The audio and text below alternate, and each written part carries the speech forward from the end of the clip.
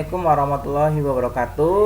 Anak-anak semua SMA PGRI Depok yang berbahagia. Oke, kali ini masih bersama Pak Tiar. Kita akan membahas materi untuk kelas 12 IPS dan IPA tentang sejarah wajib ya, yang judulnya adalah Orde Baru. Kita memahami bahwa Orde Baru adalah salah satu rangkaian dari perjalanan bangsa Indonesia ya, dalam rangka mengisi kemerdekaan, dimulai dari eranya Orde Lama, era daripada Presiden Soekarno, dilanjutkan dengan kepemimpinan Orde Baru, yakni dengan pemimpinnya adalah Presiden Soeharto. Nah, anak-anakku sekalian, mari kita lanjutkan.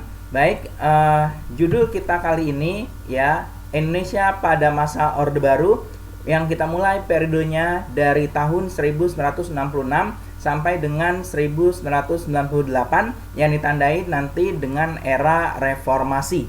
Nah, untuk itu anak-anak semua, marilah kita fokuskan pikiran kita, karena kita akan memulai pembahasan kita pada bagian pertama. Nah, anak-anakku sekalian, ada 4 subbab yang akan kita pelajari pada bab tentang Orde Baru ini.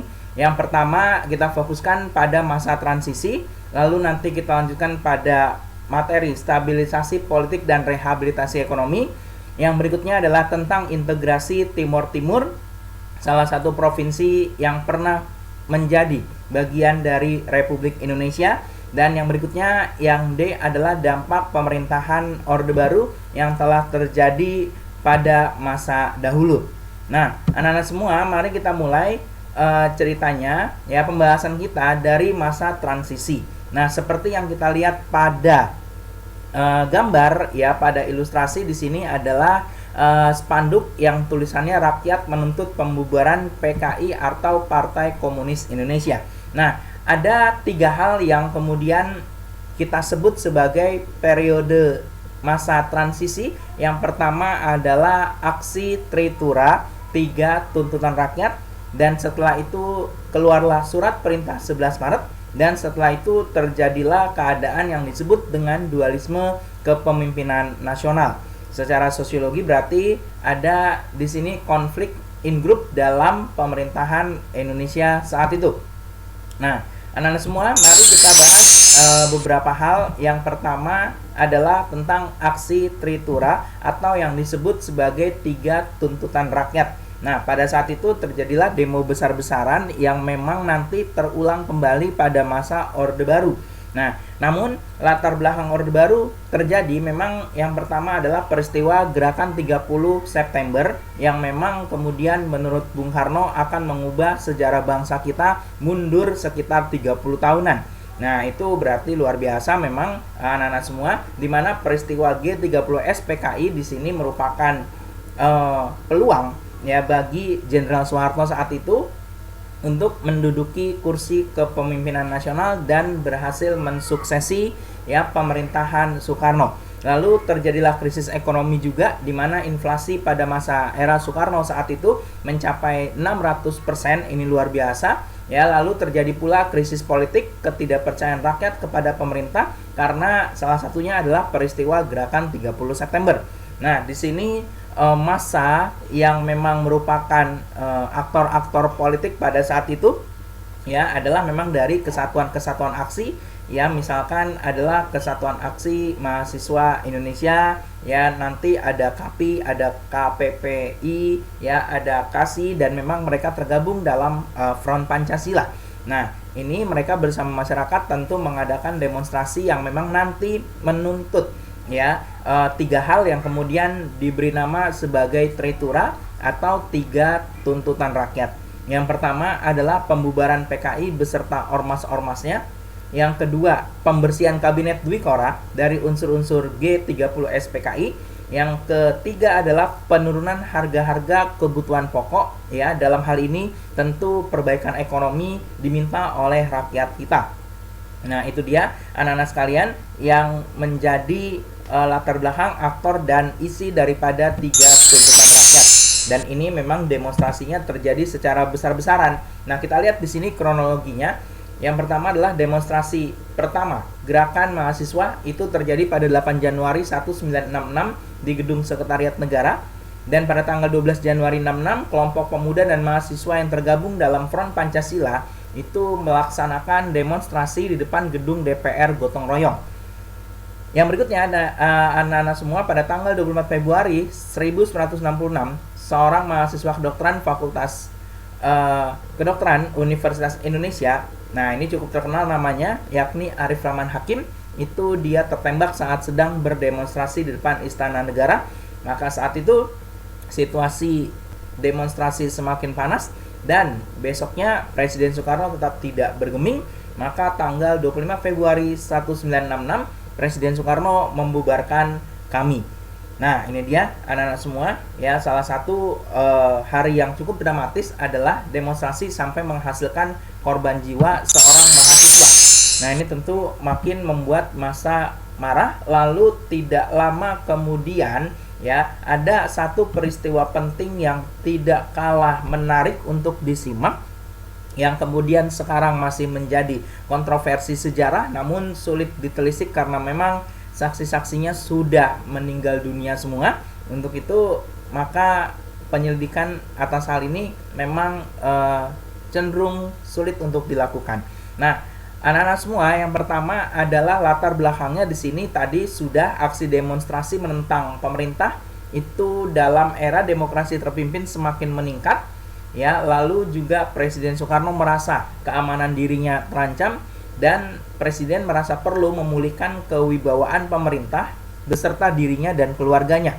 Nah, untuk itu maka dirumuskanlah sebuah konsep surat perintah yang kemudian dibuat di Istana Bogor, karena kondisi Jakarta saat itu sudah tidak aman, karena memang pada saat sidang ya kabinet Dwi Kora yang disempurnakan, terjadilah adanya demonstrasi serta pengiriman pasukan yang dalam tanda kutip di sini tidak dikenal, yang ingin menyerbu istana tempat kegiatan rapat kabinet dilaksanakan. Maka dari itu Bung Karno berinisiatif untuk berangkat ke Istana Bogor lalu merumuskan konsep surat perintah itu. Nah, isinya di sini adalah mengambil segala tindakan yang dianggap perlu untuk terjaminnya keamanan dan ketenangan serta kestabilan jalannya revolusi Indonesia. Yang kedua, menjamin keselamatan pribadi dan kewibawaan pimpinan. Dalam hal ini adalah Presiden, Pangti, pemimpin besar revolusi, Paduka Yang Mulia Soekarno. Yang berikutnya, melaksanakan dengan pasti ajaran-ajaran yang telah diberikan oleh pemimpin besar revolusi Indonesia.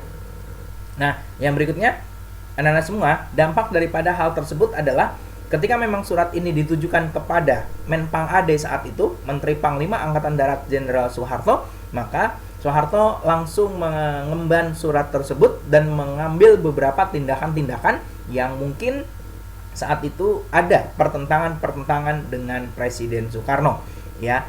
Namun secara umum dampak yang bisa diberikan adalah kondisi keamanan negara berhasil dikendalikan, wibawa tentara semakin meningkat ya. Jenderal Soeharto sebagai pemegang mandat Super Semar atau surat perintah 11 Maret ternyata juga memiliki atau merambah kekuatannya ke kekuatan politik.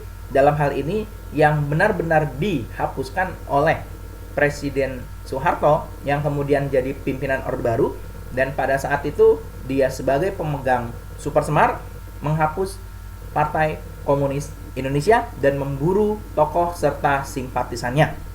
Nah, itu dampak yang paling utama. Dan setelah itu ya, lalu hari demi hari berlanjut, maka yang terjadi akhirnya setelah Presiden Soekarno memberikan mandat kepada Jenderal Soeharto saat itu ya tentang dualisme kepemimpinan nasional, ini jelas terjadi. Kenapa? Karena memang ya Jenderal Soeharto akhirnya nanti memiliki kekuasaan yang sangat luar biasa untuk memegang kendali ya, awalnya sebagian, tapi lama-lama ternyata Jenderal Soeharto berhasil menjadi pejabat Presiden Republik Indonesia.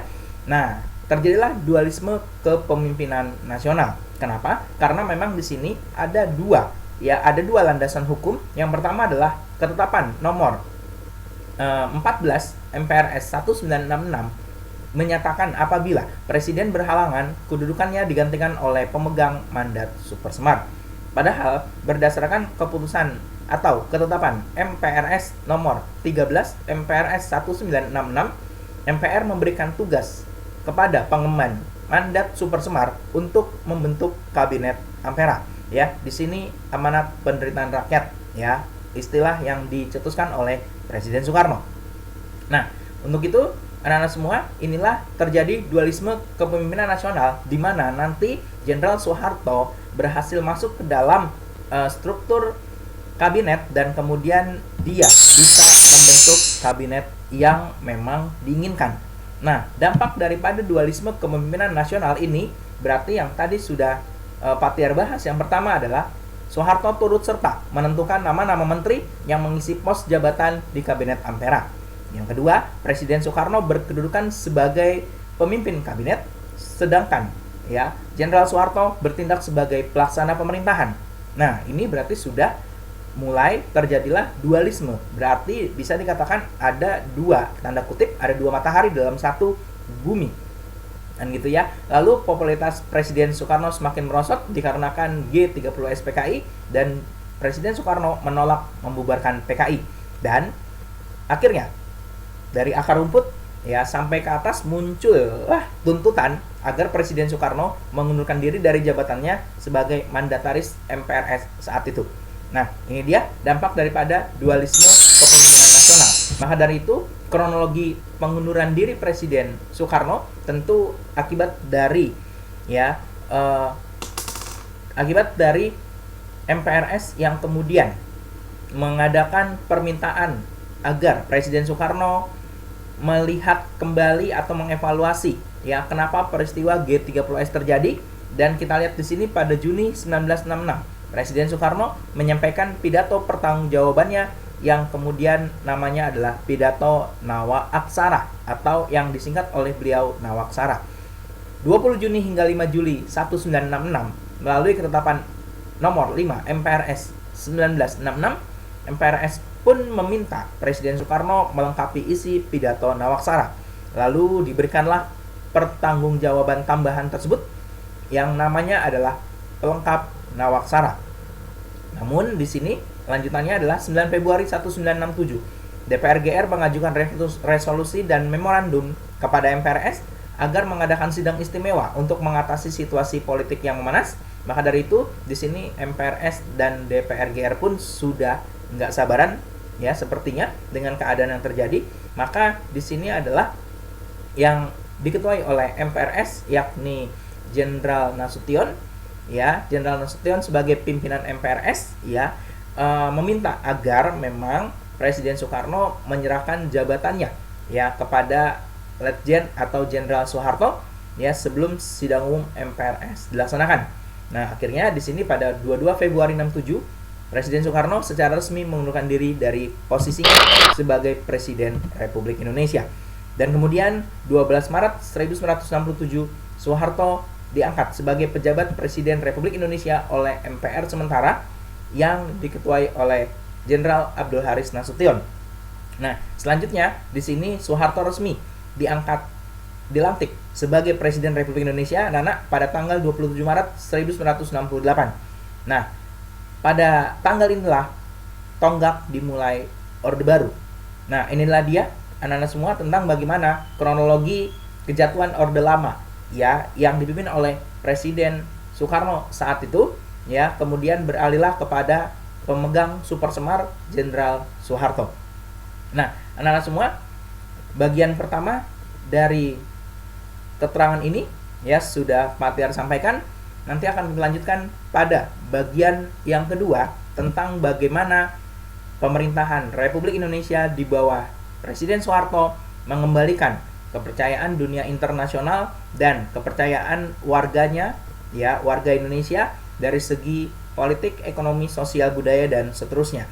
Nah, untuk itu anak-anak semua, demikianlah pemaparan dari Pak Tiar. Kita akan lanjutkan pada materi selanjutnya. Terima kasih. Assalamualaikum warahmatullahi wabarakatuh.